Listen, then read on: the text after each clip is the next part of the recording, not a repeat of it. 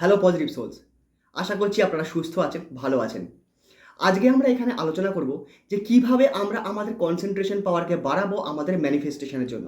তার কারণ আমাদের লাইফে 2C খুব বেশি ইম্পর্টেন্ট। আর সেই 2C কি? Concentration and consistency. আজকে আমরা এই দুটো জিনিস নিয়ে আলোচনা করব। তবে একটা জিনিস জেনে রাখুন, কনসিস্টেন্সিকে মেনটেন করতে হলে না আপনার মধ্যে কনসেন্ট্রেশন পাওয়ারকে আনতে হবে। আর সেই কনসেন্ট্রেশন পাওয়ারকে আনার জন্য না আমি শুধু একটা মেথড আপনাকে বলবো। আর সেই মেথডটা যদি আপনি ঠিকঠাক ফলো করেন তাহলে আপনি অবশ্যই আপনার সেই স্টেটকে অ্যাচিভ করতে পারবেন, যার মাধ্যমে আপনি আপনার ম্যানিফেস্টেশনের জার্নিতেও আপনি কনসিস্টেন্সি মেনটেন করতে পারবেন। তাহলে এবার জিনিসটা কি? সেটা একটা ছোট্ট কিন্তু সুন্দর কিন্তু মোস্ট পাওয়ারফুল মেডিটেশন, যে মেডিটেশনের মাধ্যমে আমরা আমাদের কনসেন্ট্রেশনের লেভেল অনেক হাই করতে পারি। আর আমাদের এই মেডিটেশন সম্পর্কে বলা হয়েছে আমাদের বেদে। তাহলে জিনিসটা কি? তার নাম হলো ট্রাটাক মেডিটেশন। নামটা যদি উচ্চারণ করতে নাও পারেন তাও কোনো ব্যাপার না, আপনি গুগল করতে পারেন। গুগলে আপনি জানতে পারবেন তার অ্যাকচুয়াল নাম কি, ট্রাটাক মেডিটেশন।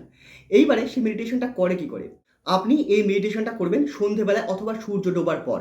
তার কারণ আপনি সকালেও করতে পারেন, কিন্তু সন্ধেবেলা করলে কি হবে, যখন সূর্য ডুববে তখন চারিদিকটা অন্ধকার থাকে। এইবারে যখন আপনি ঘর পুরো অন্ধকার করে এই মেডিটেশনটা করবেন তখন এর ফলটা খুব ভালো পাবেন।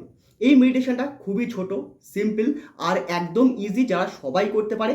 স্পেশালি ছোট বাচ্চাদের অবশ্যই করাবেন, যাতে তাদের পড়াশোনার প্রতি কনসেন্ট্রেশন বাড়ে এবং নিজের লাইফের প্রতি না তাদের অ্যাকাউন্টেবিলিটি আসে।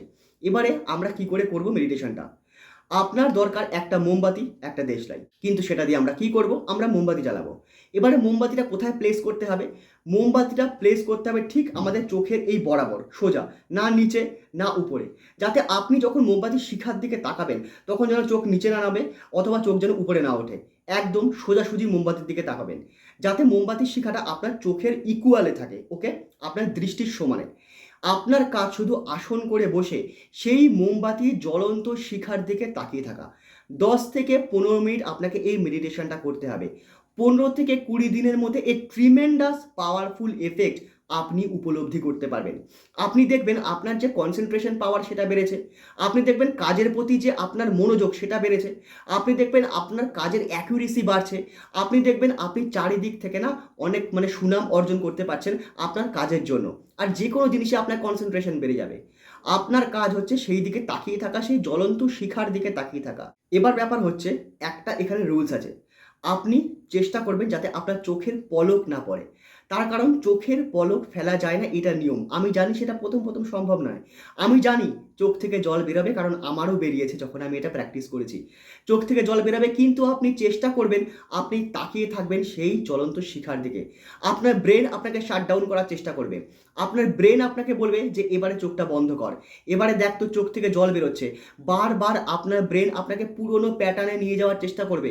কিন্তু আপনি তো ডিটারমাইন্ড, আপনার তো লাইফে সাকসেস চাই, গ্রোথ চাই। তাই আপনি এই মেডিটেশনটা মন দিয়ে মনোযোগের সঙ্গে আপনি করবেন। যখনই আপনি এই মেডিটেশনটা করে উঠবেন আপনি দেখবেন যে আপনার মধ্যে কতটা গুড ফিলিং আসছে।